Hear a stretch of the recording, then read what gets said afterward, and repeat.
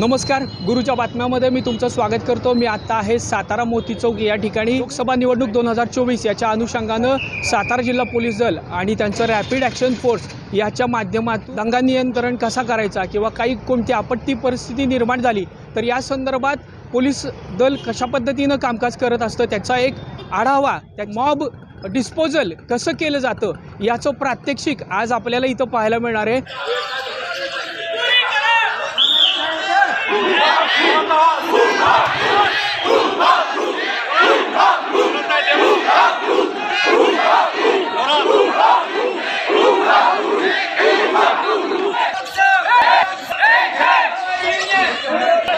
Kalau saya marah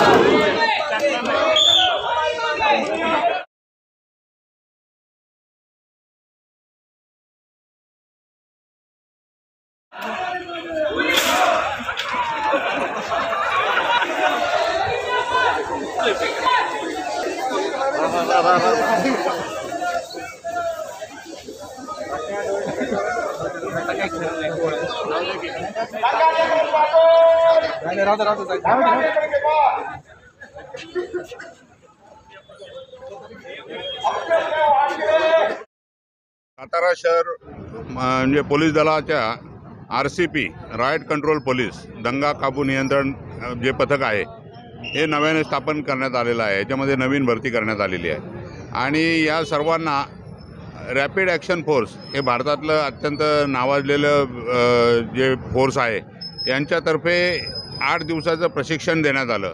याच्यामध्ये दंगा काबू योजना, त्याचप्रमाणे रायट कंट्रोल कशा प्रकारे करायचं, त्याची वेगवेगळी जी फॉर्मेशन्स आहेत आणि वेपन हँडलिंग या संदर्भात प्रशिक्षण देण्यात आलं आणि ते प्रशिक्षण आज संपलेलं आहे आणि याचा डेमो आज मोती चौक या ठिकाणी आम्ही सादर केलेला आहे।